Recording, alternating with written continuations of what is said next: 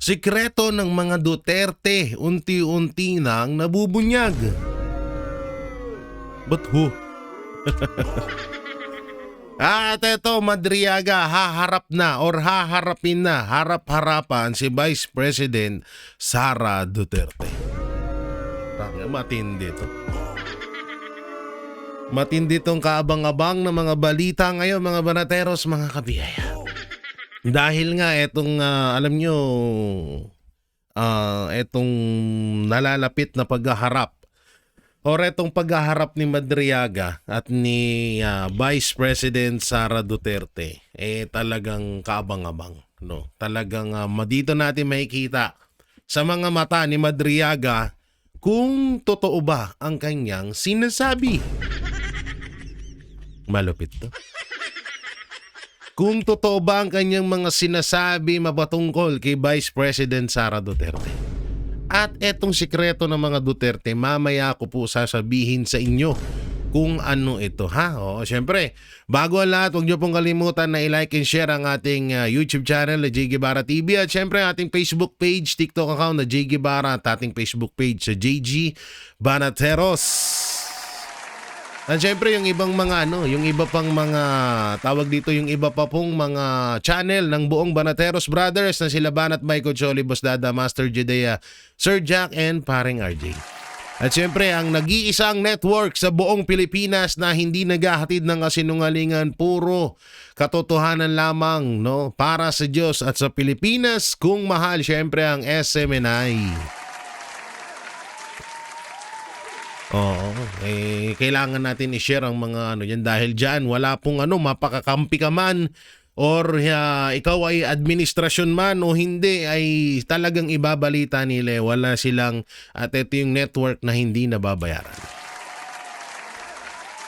So eto nga, breaking news, no, Kiko Barsaga ay inanuhan na rin po ng warrant of arrest.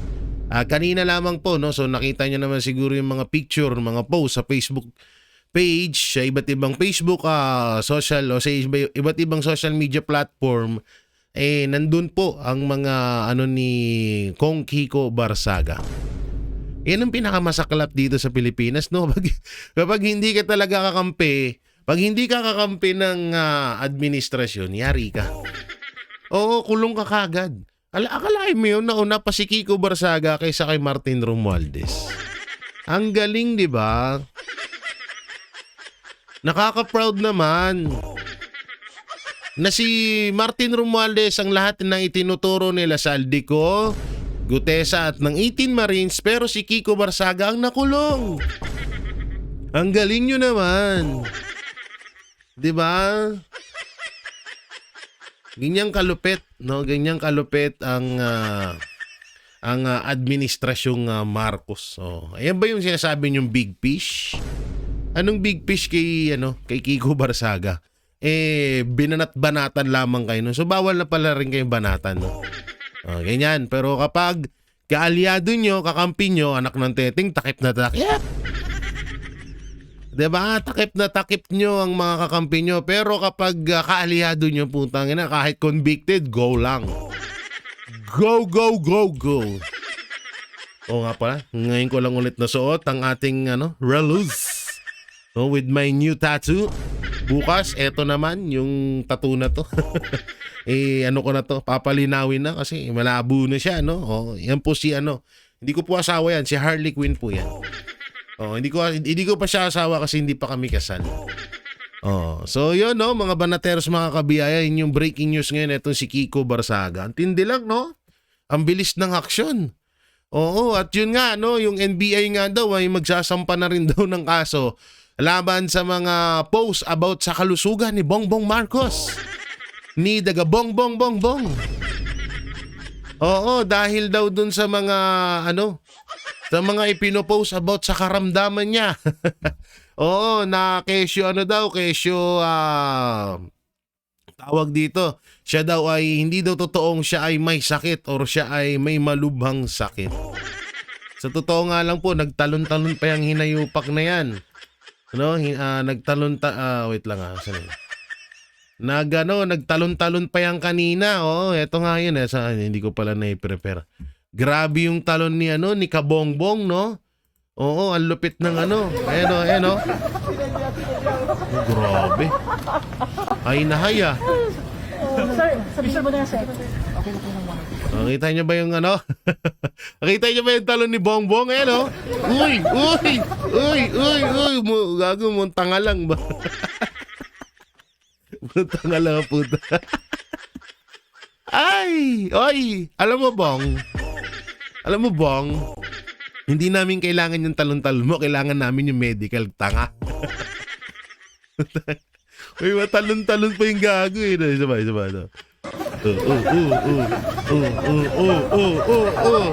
O, tingnan mo yung nasa likod. Kabel. Ay, naku po, Bongbong. Tayo na, ano kayang ano dito sa kakatalo niya? Oh, tangin na eh, no? Hay na hay eh, no? Nakailang gramo ka ba, Bong? Tungtuwa naman yun ng mga nagbibideo eh. Oh. Sino yung nasa likod? Si Romualdez ba yung nasa likod? Ay, hindi. Kala ko si Romualdez eh. Tungtuwa. Tangin yun. Iba talaga pag malakas tama mo, no? Pero buti naman talaga nakikita nating malusog si Bongbong Marcos. Sabi ko nga sa inyo, hindi naman natin pinapanalangin na mamatay na sana siya. No, hindi mo natin pinapanalangin 'yon, no. Ang sa totoo nga po nag-aalala tayo sa kanyang kalusugan. Kasi nga syempre siya ang pangulo ng bansang Pilipinas. Ay kung siya ay may karamdaman, 'di ba? Paano na 'yung bansa natin? Nakakatuwa dahil nakikita natin siyang patalong-talong kahit mukha siyang tanga. Kung ewan lang ang puta. At dahil nga dito sa balitang to, may panayam din si Kayo naman? Kayo naman? Si Senator Amy Marcos, no? May panayam patungkol dito. So tingnan natin, ano ba yung sinasabi nung kayo naman? Pakinggan natin. Man, kinukulit ninyo ako. Mag-medical bulletin, malay ko ba? Kung yung kapatid niya, binubudol tayo, ito mas budol to eh. Hindi nga ako doktor, di nga kami nagkikita. Di ba sinabi ko na nga, na outside na, alam mo na, Colombo, Cuarto, Palacio, whatsoever. Hindi na kami nagkita, ang tagal-tagal na, pati na. Ko, tinatanong ako, hindi rin niya alam kung ano nangyayari. Ang alam ko lang, may sakit si Bongbong. Di ba November pa, sinabi ko doon sa harap ng ating mga kapatid na iglesia na may problema.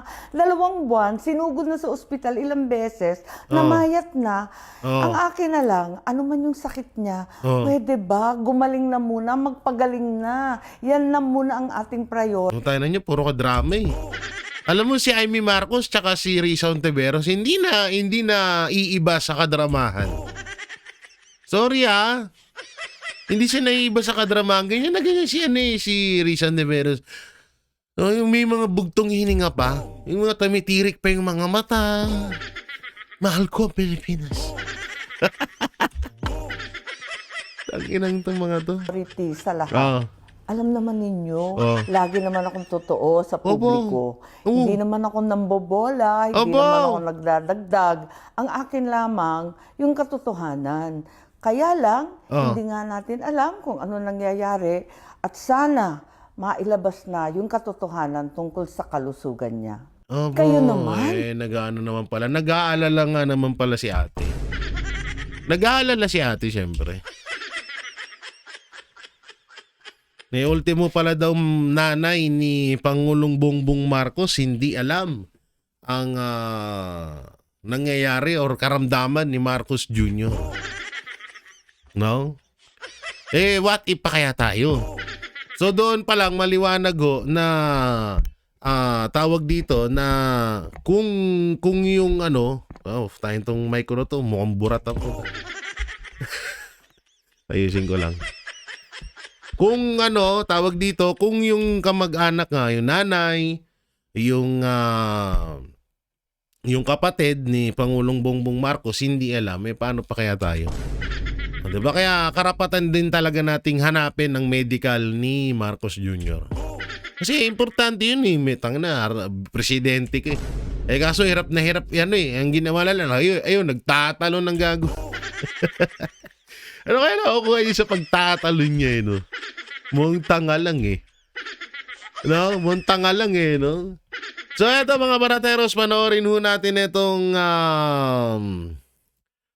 interview dito kay Attorney Paulo Panelo Jr. sa BP Sara Camp May Isisiwala to. Yan, panoorin po natin to at malapit na paghaharap ni BP Sara at ni Madriaga. Yan nata yung sinasabi ni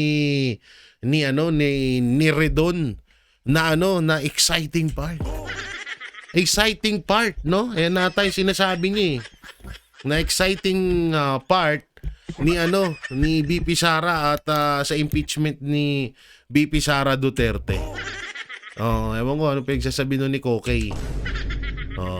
Eto po, panoorin po natin. We are super confident. In fact, the analogy that I like to use is he's like a Trojan horse entering the city of Troy, except that VP Sara has nothing to do with him. So if they want to bring the Trojan horse into the city of Troy, we won't stand in their way. Yeah, wala talagang patutunguhan to kapag si Madriaga naging sentro ng kaso nila laban kay VP Sara. De, tsaka yan, tawag dito, gagamitin talaga si Madriaga laban kay BP Sara kasi wala na rin naman silang pamatot pa na laban kay BP. Wala silang yung confidential fund nga wala nga binasura nga lang ng Supreme Court yan. Hindi nga pinapaniwalaan yan. Biruin mo, napakagago mo naman. 4 billion mahigit nga yung confidential fund ni Marcos Jr. Tapos kino-question nyo yung 125 million lang ni BP Sara. Diba? So malaking kagaguhan yun, malaking kabubuhan yun. Kaya nga, yan kay Madriaga, talagang bubunuin nila yan. Talagang kung ano yung pwede nilang maidikit dyan, laban kay sa mga Duterte, gagawin nila yan. Para yan yung at panibagong diversional tactic na naman yan. Kung issue, but rather on the other hand, pwede siyang makatulong para mas mapalakas pa yung reklamo nyo. That's possible. Depending on what he says on Tuesday, it's possible na lumakas pa lalo yung kaso ni VP Sara sa kanya. Kasi yun nga, if he provides details, specific details that we can destroy, then better for us. Pero yung delays naman sa prosecutor's office, hindi siya masyadong mahalaga sa amin because the perjury complaint was never meant to stop him from testifying in the impeachment. Diba? Hindi naman makakapagpigil yung perjury complaint sa isang testigo na mag-testify sa impeachment. So it wasn't the objective. The objective was to make him accountable. At ipakita sa publiko na nagsisinungaling to, ipakita din, ibulgar sa publiko na yung mga politikong sumasakay dito kay Madriaga ay hindi pananagutan ng habol, kundi politika. Dahil walang credibility si Madriaga, wala din siyang ebidensya dun sa mga sinasabi. Salamat po, Attorney. Thank you. Next question, Mav Gonzalez, Jemmy 7. Mav? Hi, sir. Good morning po, Mav Gonzalez. Sir, you mentioned kanina that you think the proper forum would be the Senate. Are you talking about the impeachment trial, if ever, or you're calling on the Senate na magkaroon po ng parallel investigation like the House Justice Committee? I'm talking about the Senate in the context na matagal nang sinasabi ng House Justice Committee members that they have enough numbers to transmit it in the Senate. So mukhang dun talaga papunta yung kwento unless the Supreme Court steps in. So the proper forum to address all of these allegations, it looks like would be the Senate as the impeachment court. Sir, last na lang po. Kanina sinabi niyo rin po na hiwalay naman talaga itong perjury complaint dun sa impeachment na nangyayari sa House ngayon. But do you think that should you prosper in this perjury complaint, tatamaan talaga yung impeachment proceedings sa House? Yes, if it happens quick enough, pero we have no illusion that the perjury complaint will be resolved before the impeachment trial starts. So wala talagang ganong objective eh. We were conscious of the fact that when we file a perjury complaint, most likely the resolution of that will be after the impeachment trial. So hindi naman yun yung objective, yung Tama. maging guilty siya right before the or during the impeachment trial. That would be, of course, ideal, but we that was never the objective. The objective was just to communicate to the people that this guy is lying and that the politicians, the congressmen, relying on his testimony to push this narrative against VP Sara are doing this for political gain, not for Totoo naman. accountability. Totoo Attorney. naman yun. Okay. Thank you. Next, Tristan. Totoo naman yun na talagang lahat naman talaga to ay talagang political gaming talaga. Political strategy lang ng mga hayop na yan. Oo, wala sabi nila, puta na, paano ba natin, ano bang gagawin natin para lang mapabagsak ang mga Duterte? Walang yain na lang natin, gawan na lang natin ng kung ano-anong issue. Bulagin na lang natin yung kaisipan ng mga Pilipino para ayawan ng mga Duterte. Kaso, mas minahal pa, kaso kabaliktaran ng nangyari. Sa mga pinagagawa nila sa mga Duterte, lalong minamahal ng mga Pilipino ang mga Duterte. Si Marcos sa puro propaganda, puro kesyo ganito, kesyo ganyan. Ayun, sinusuka na. Putang ina, nakakatawa ka Biro-biruin mo, kauna-una ang presidente na pinapanalangin ka ng buong bansa, buong bansang Pilipinas or buong nasasakupan mo na mamatay ka na. Ang saklap nun, di ba? Sabihin ng mga Pilipino, sana mamatay ka na. Hirap na kami. Putang inang yan. Diba? Kahit sila, si Ramos, diba, na si Boy Benta, o si Ninoy Aquino na may pagkatolonggis din. O na nyo ba na parang pinanalangin siya na mamatay na? Hindi. Kahit papaano minahal pa rin kahit papaano, minahal ng mga naging presidente na. Pero iba dito kay Marcos Jr. Kay Marcos Jr. buhay pa, gusto ng patay. Ganun kalala. Di ba? Okay. Hi, sir. Hi, good morning, attorney. Sir, of course, yung ibang mga lawmakers, nagsabi na rin po sila on why they are anticipating Ramil Madriaga's testimony. Former Senator Antonio Trillanes then vouched for his credibility dahil nakausap niya raw po in the past si Madriaga. But sa pananaw po ninyo, sir, again, nasabi niyo kanina, he's the weakest link and it will be a self-destructing move sa House of Representatives.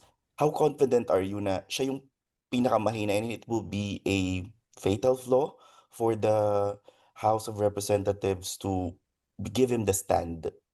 Yeah, we are super confident. In fact, the analogy that I like to use is he's like a Trojan horse entering the city of Troy, except that VP Sara has nothing to do with him. So if they want to bring the Trojan horse into the city of Troy, we won't stand in their way. Yeah, wala talagang patutunguhan to kapag si Madriaga naging sentro ng kaso nila laban kay VP Sara. And do you question the timing and the motive why suddenly biglang nabigyan ng pansin si Madriaga, especially ahead of the filing of new impeachment complaints kay Vice President Duterte? Yes, also timing is questionable. One, because the confidential fund issue has been there since, was it 2023 or 2024? Pero lumabas lang siya 2020, late 2025 na as the deadline or as the 1-year bar for the filing of impeachments was about to lapse. So that yung timing, of course.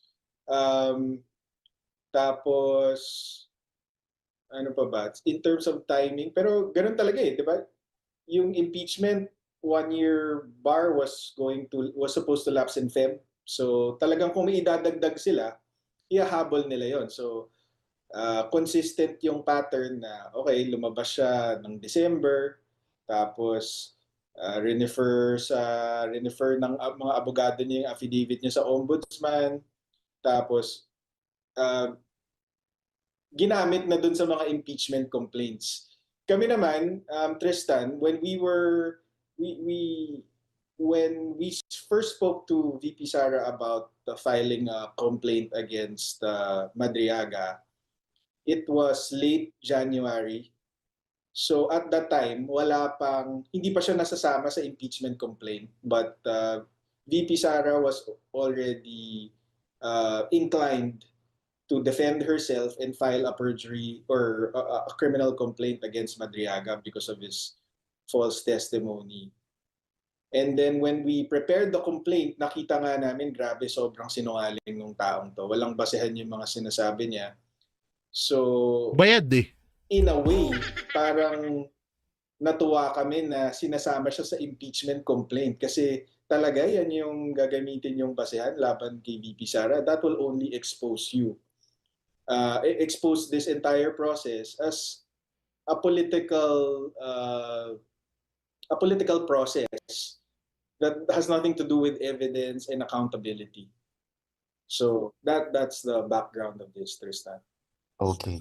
And the issue of safety, again, alam ko nasagot nyo na po paulit-ulit, but as far as the VP camp is concerned, hindi po kayo involved to any threats to safety kay Madriaga. Lalo na binigyan na rin po ng house ata siya ng custody or at least protection pag magte-testify siya doon po.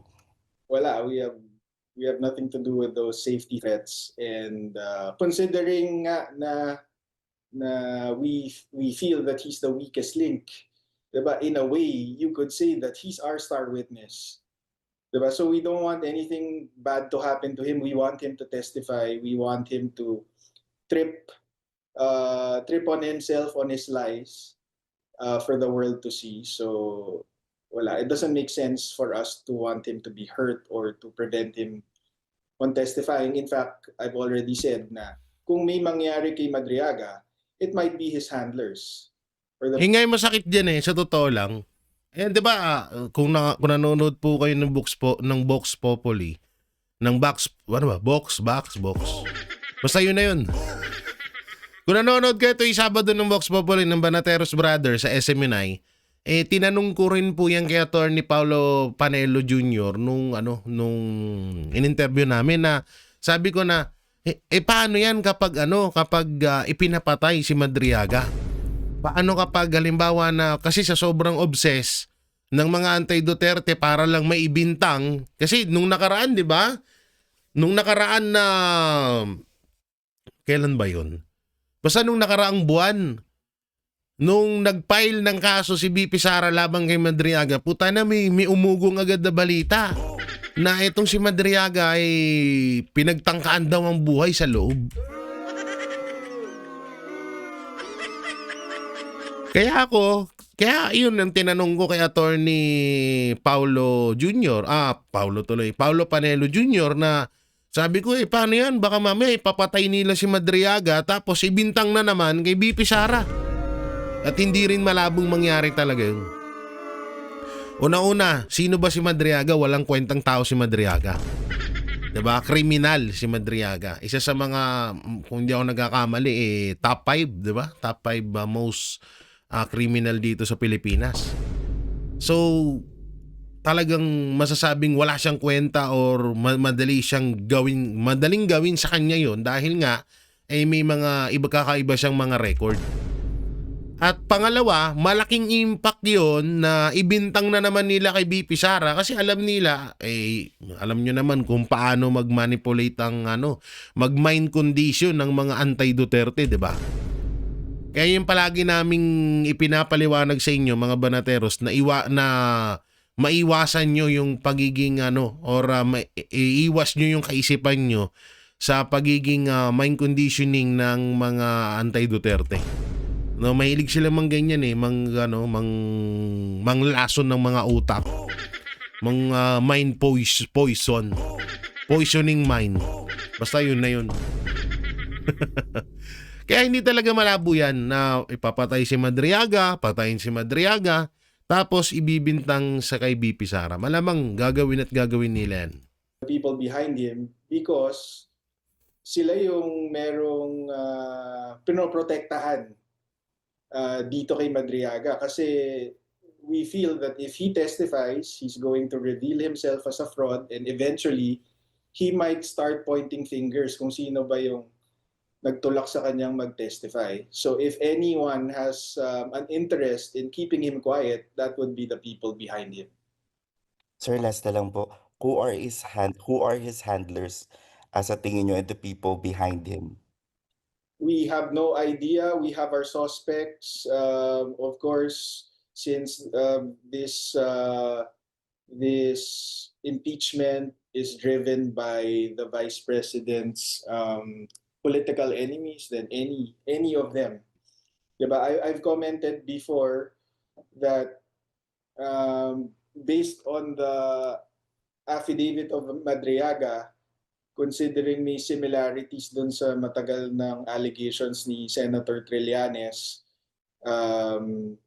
sa Duterte family, like receiving money from the drug trade, pogo, magnetic lifters, ganyan. Bigla yung nasama dun sa testimony ni Madriaga eh. So parang masyado namang coincidental and incredible for a person to have personal knowledge on all of those allegations that were previously peddled by Senator Trillanes. So we feel that he's involved in this in some way, but as far as direct evidence, wala pa. This is just a fair commentary based on the affidavit of Madriaga. Alam nyo yung dati, yung kay si Trillanes, hindi kami makapaniwala dyan ni Banat Bay na kinuha ni Bongbong Marcos para maging tutayan.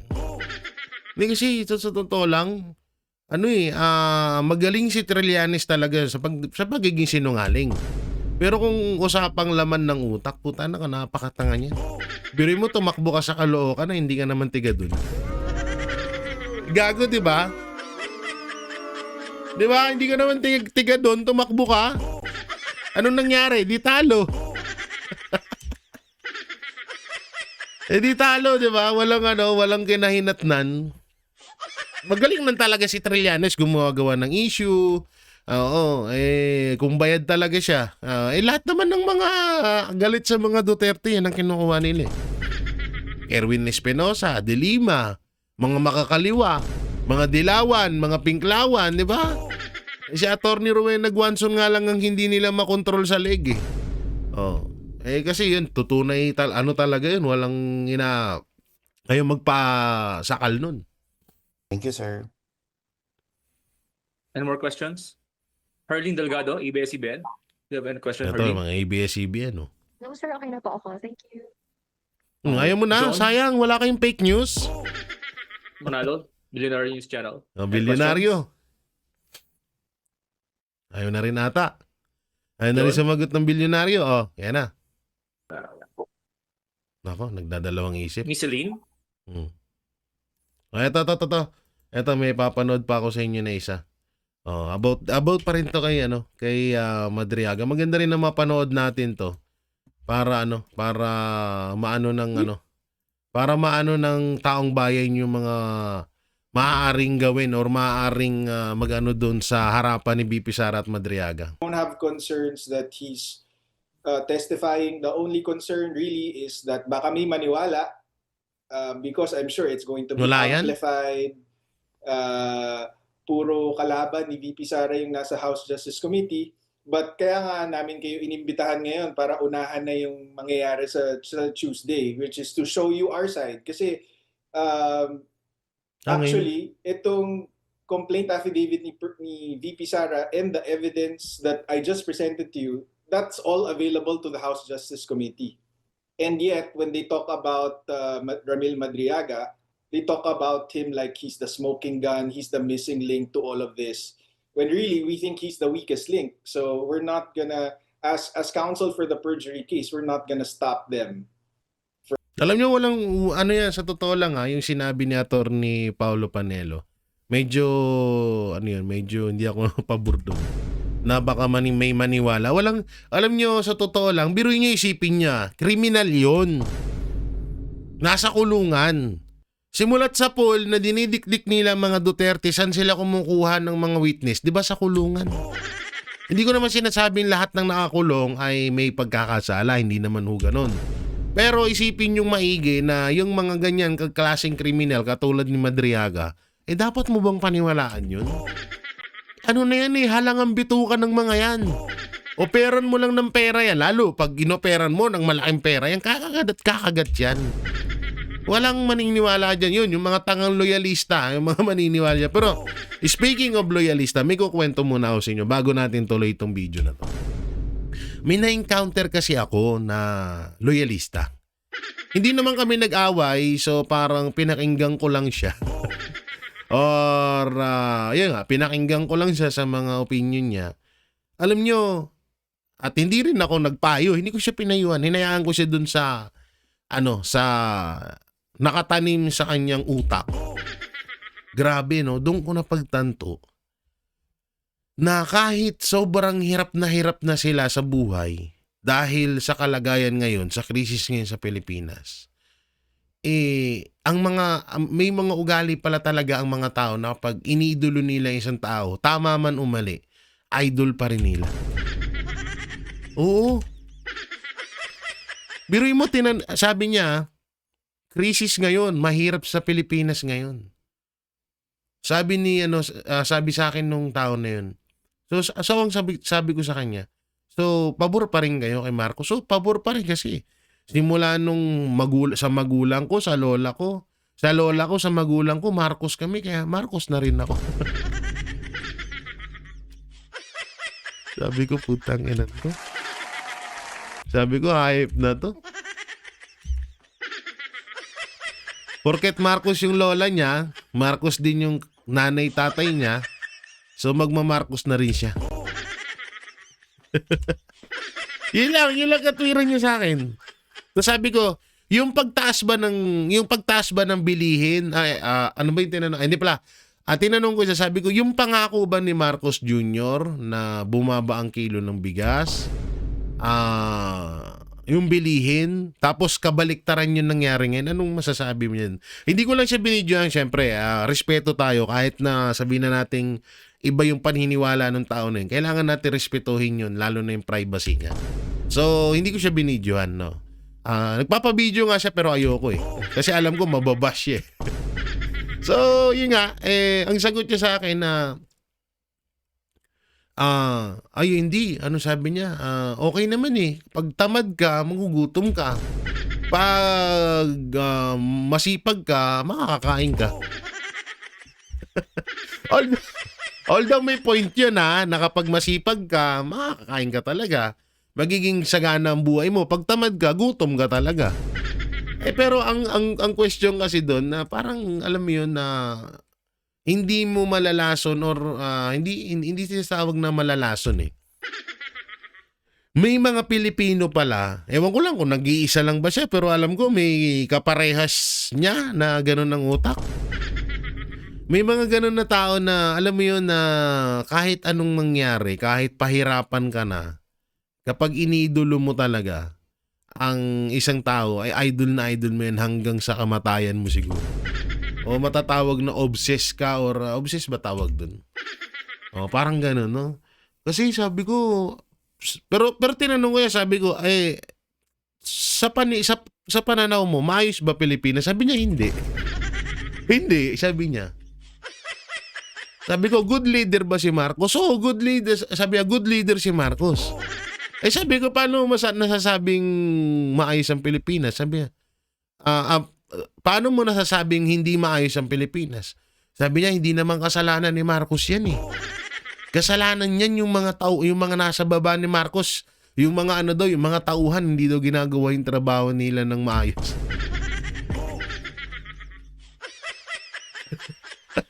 Alam nyo, nung time na yon nakausap ko yung tao na yun, pinipigilan ko yung tawa.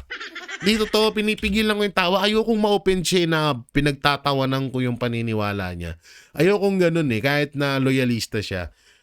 Kinalmahan ko pa rin, hindi ako tumawa, hindi ako nagpakitang parang nasa isip ko na, tanga naman ito. Hindi ganon. Hindi ganon. Sabi ko, ang tindi nito Kakaiba yung paniniwala nitong taong to Oo, hindi daw maayos ang Pilipinas, pero good leader daw si Marcos. Ang problema daw, kaya daw nagtataasan ng mga bilihin, dahil daw yan sa mga nasa baba ni Marcos. Wala daw kinalaman dyan si Marcos. At bakit daw may mga magnanakaw, hindi rin daw kasalanan niya ni Marcos. Sabi ko, kakaiba kayo. Iba ang pagiging idol, idol, pugi-pugi. Yun lang, naikwento ko lang sa inyo, may ganun pala talaga. Kaya itong kay Madriaga, kung sino man ang naniniwala dito, punta na baka may sapa ka sa utak. Please lang, magpa-check up ka. Ibigay mo sa akin Gcash mo, papa-check up kita. Okay, tuloy. From self-destructing their case by inviting Madriaga to testify. Handa naman si VP Sara pero handa siya sa patas na laban. So sa akin, in my opinion, and again, I'm not part of the impeachment defense team, I think sila yung takot, sila yung duwag kasi ayaw nilang lumaban ng patas kasi alam nila that in a fair fight, they can't defeat VP Sara either in the impeachment or in an election in 2028. Kaya they're having to resort to these abuses of power to gain an advantage against the Vice President.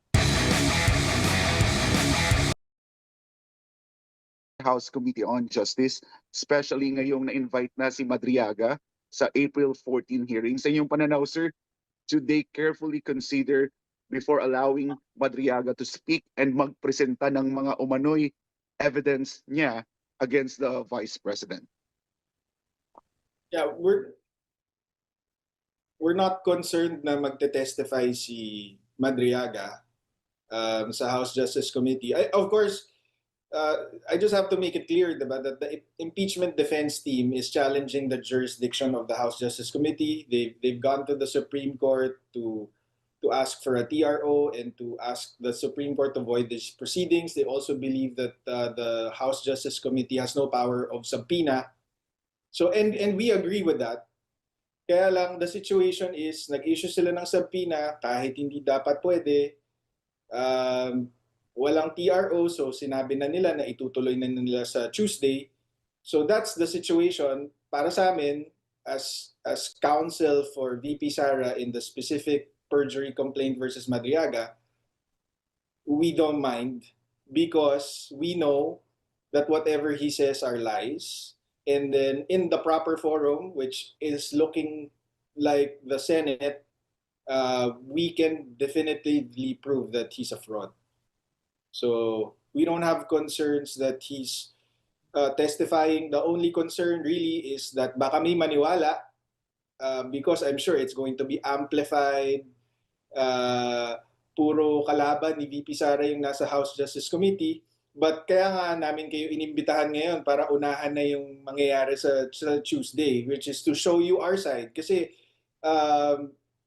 actually, itong complaint affidavit ni VP Sara and the evidence that I just presented to you, that's all available to the House Justice Committee.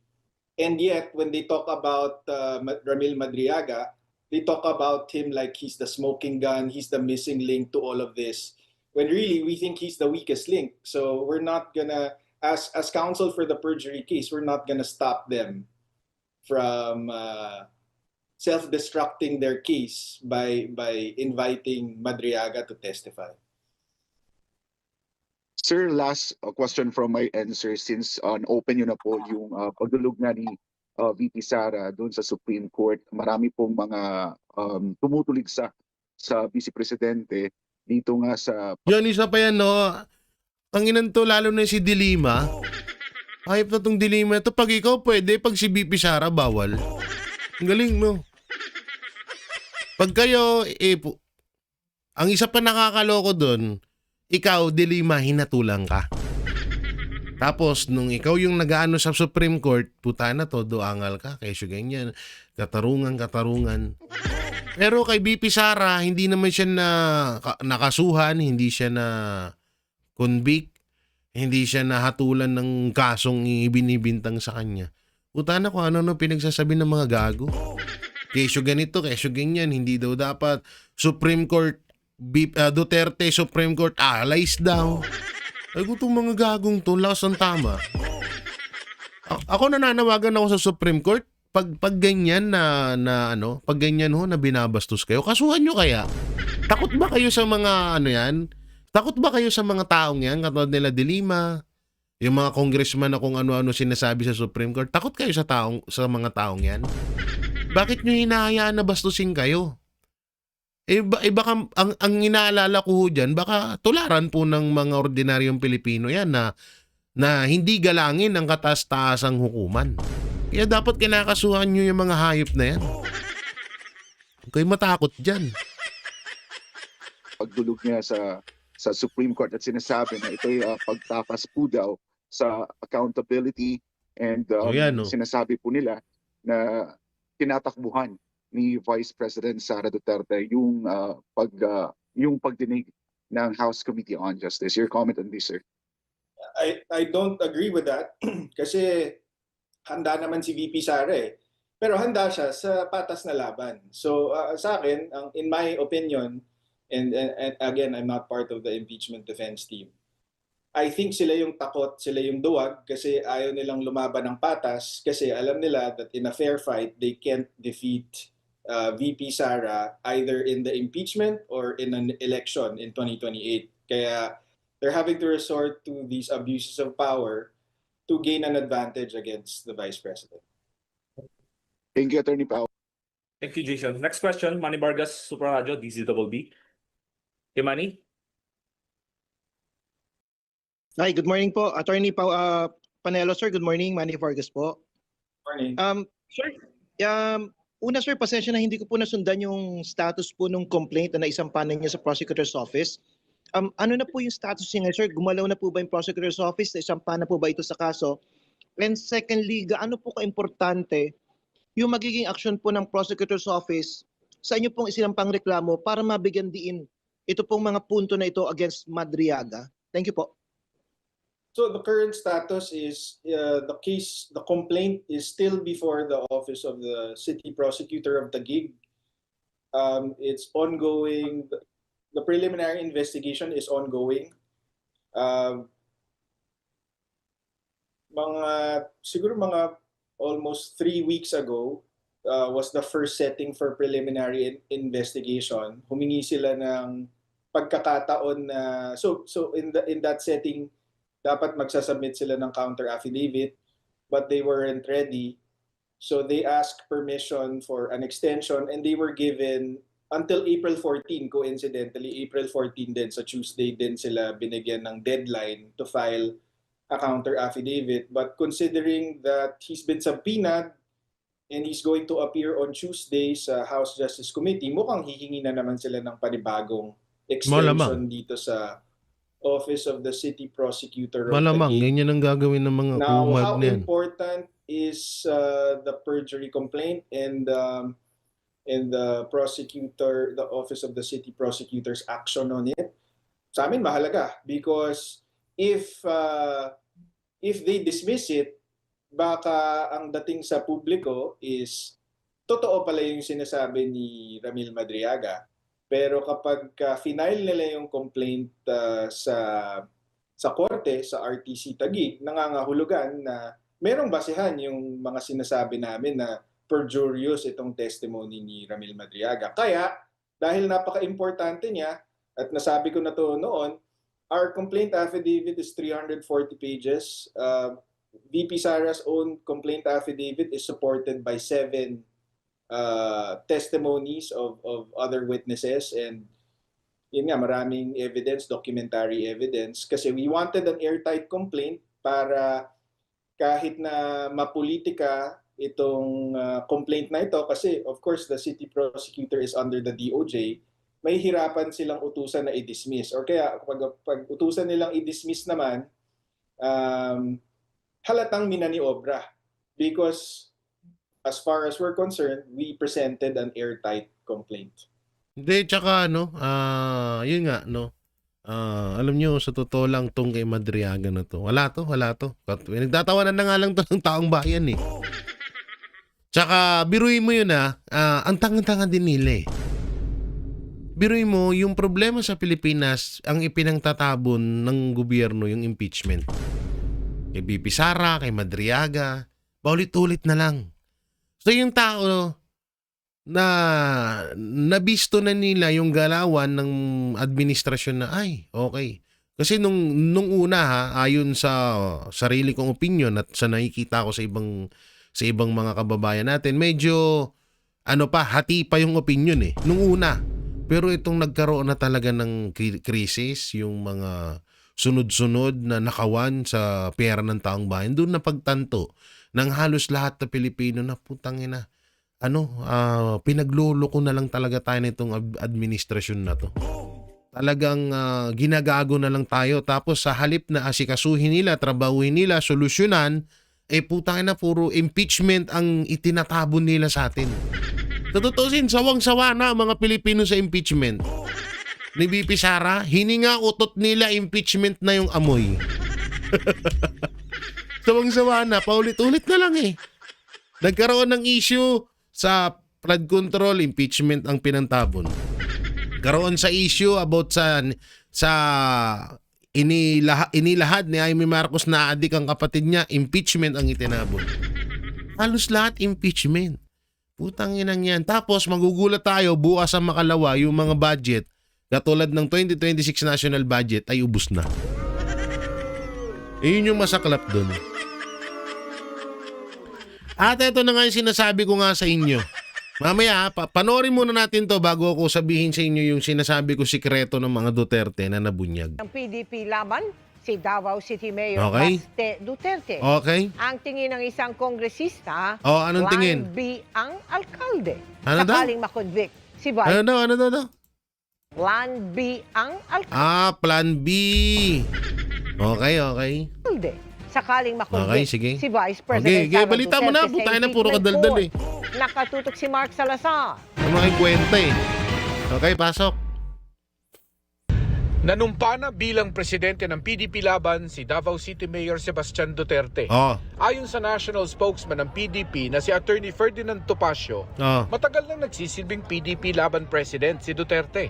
Actually po si Mayor Baste has been the new president for a while. Okay. Last year pa po nung nag-file ng leave si Senator Robin Hood Padilla para mag-concentrate siya sa kanyang legislative work.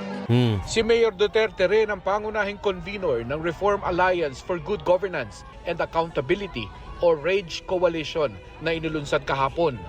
Ang RAGE Coalition ay isang multi-sectoral alliance na binubuo ng iba't ibang grupo na layong isulong ang reforma, transparency at pananagutan sa pamahalaan. Layunin din ng koalisyon na pag-isahin ang magkakaibang sektor sa panawagan laban sa korupsyon, pagtaas sa presyo ng bilihin at pang-aabuso sa kapangyarihan. Sa kanyang talumpati, binatikos ni Mayor Duterte si Pangulong Bongbong Marcos at inungkat ang isyu ng maanumalyang flood control projects. Inungkat bakit? Hindi ba pwedeng hindi naman tapos pa yung flood control issue na yun. Siya nagbukas ng usapin ng flood control na may mga ghost project. Kaya ako tumahimik talaga. Kasi hinayaan ko na mag-self-destruct yung yan.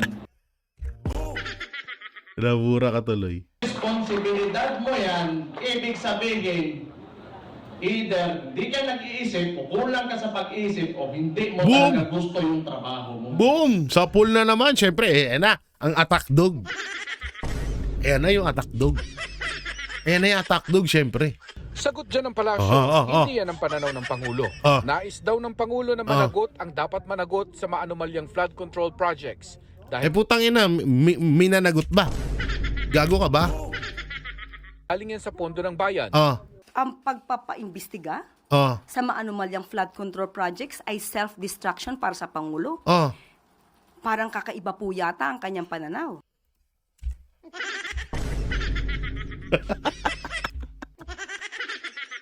Parang kakaiba po ata kanyang pananaw. Ang Get? Pangulo po, kahit Oh. maapektuhan at matamaan ng kanyang administrasyon, Oh. kahit ang kaalyado man niya ay kaibigan niya o kamag-anak niya ay maapektuhan, Obo!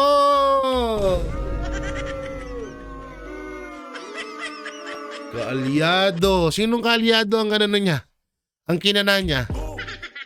Si former Senator Bong Revilla.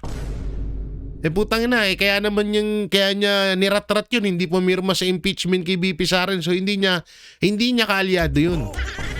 Huwag niyo ipagmalaki sa amin yun. O bakit? Napakulong niya ba pinsan niya? Ultimo nga sila tinuturo na nga sila Gardriola, yung iba pang mga congressman dyan. Bakit? Ano niyo ba? Pinakulong niyo ba? Sino pinakulong niyo? Kiko Barsaga kasi binabanatan si Sandro. Ulol, tigil-tigilan niyo ako. ipagpapatuloy po ang pag-iimbestiga sa flood control projects. Bakit? Dahil ito po ay pondo ng bayan na dapat i-report sa bayan. Report lang pero walang mananagot. Gago. Kung mayroon dapat na managot, yan ang nais ng Pangulo. Nais ng Pangulo. May nanagot ba? Asan si Martin Romualdez? Nalagot ba? Puta na, si Bernardo nga binibingi. Paglulunsad ng Rage Coalition, pinalutang din ni Senador Robin Padilla ang posibilidad ng pagiging future president daw ni Mayor Duterte. Ito si Robin talaga eh.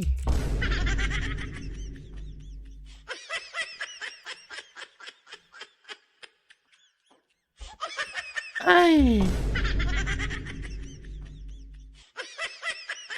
Sorry kaibigan po namin si Robin Padilla pero minsan nakakabuisit kasi.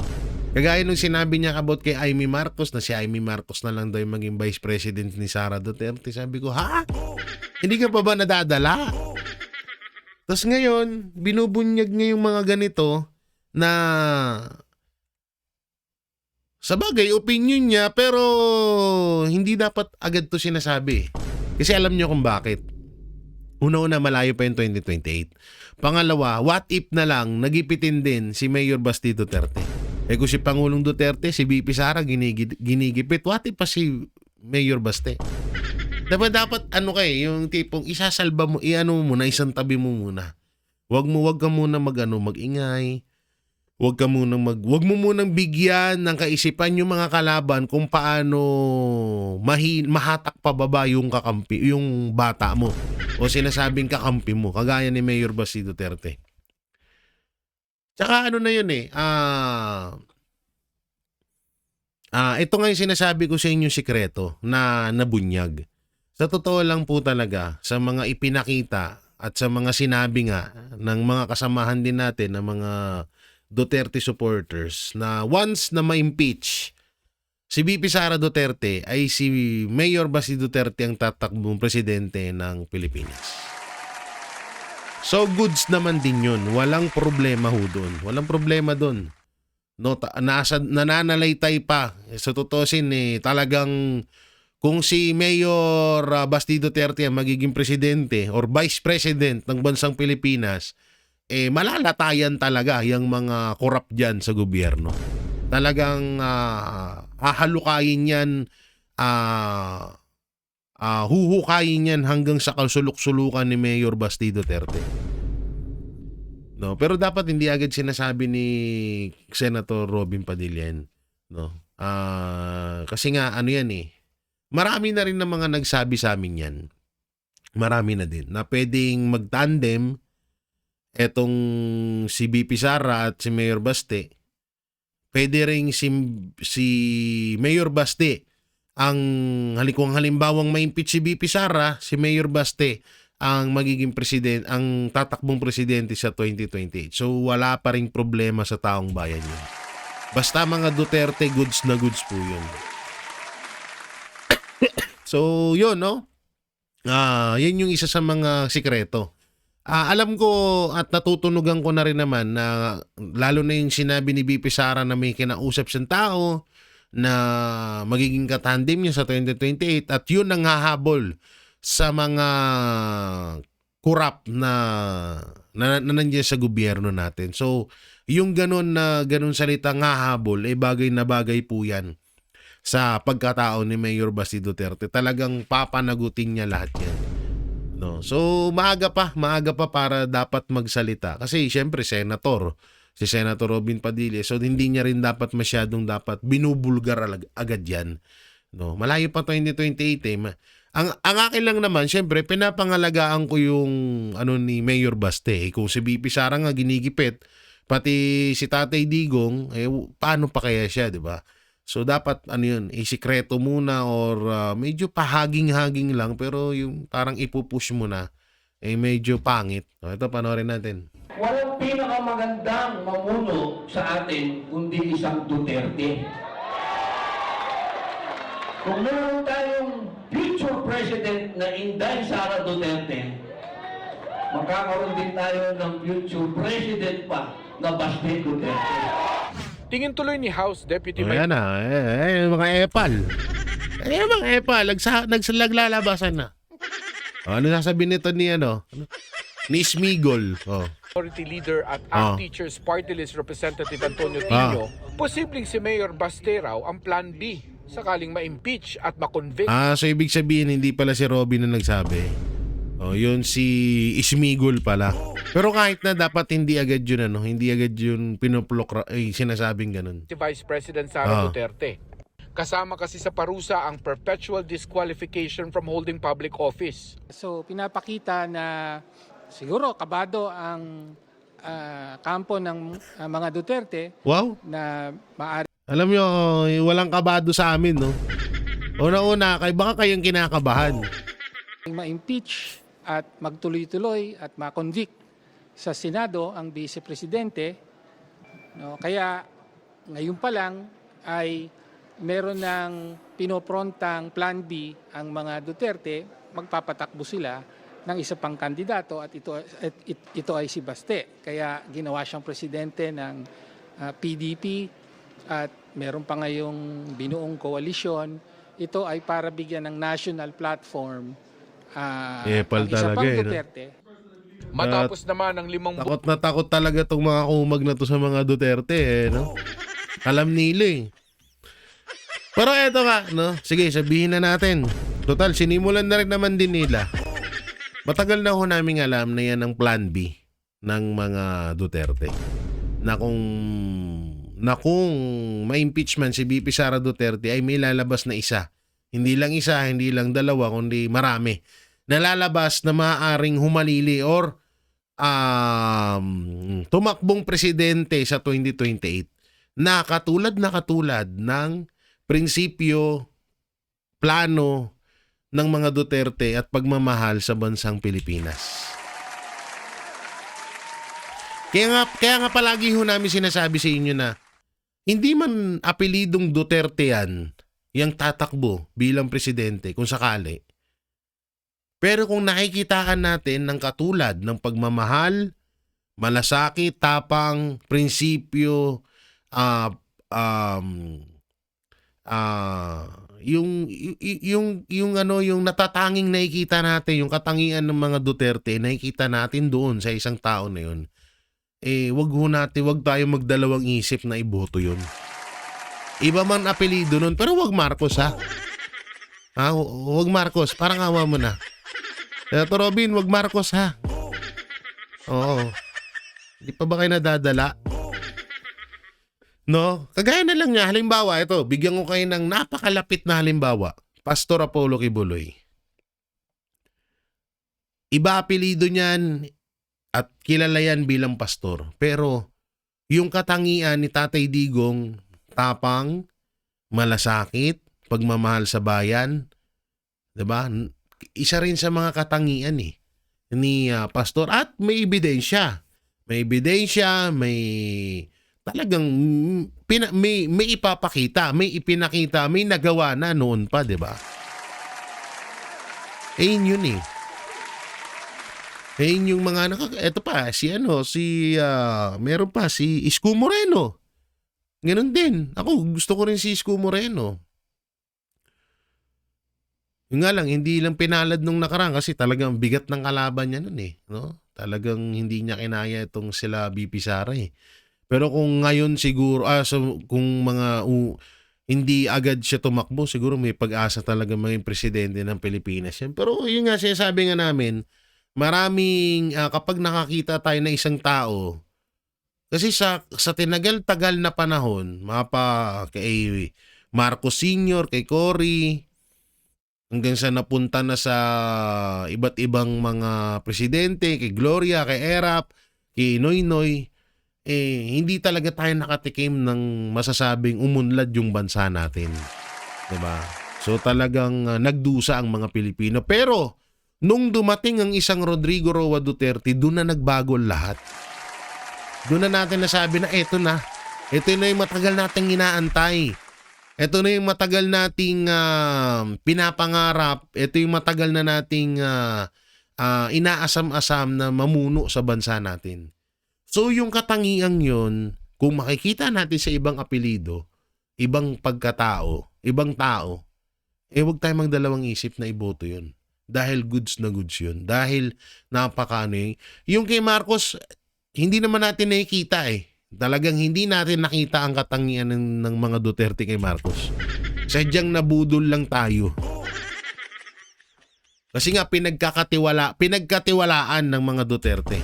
Speaking of pinagkatiwalaan, isa din yan. Huwag din tayo basta-basta na magtiwala sa mga pinagkakatiwalaan. Katulad niyan, si Marcos Jr., pinagkatiwalaan yan. Tingnan nyo ano nangyari.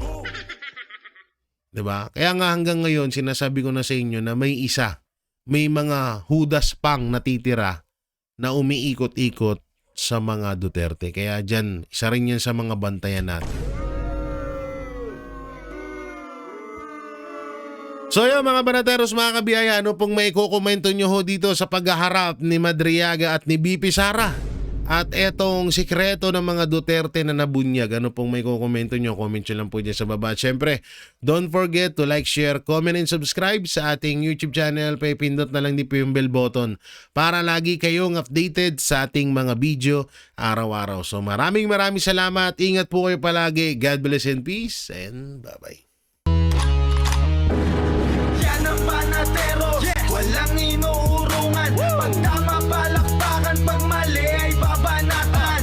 Yan ang Banateros, boses ng ordinaryong Pilipino. Banateros ay walang makaka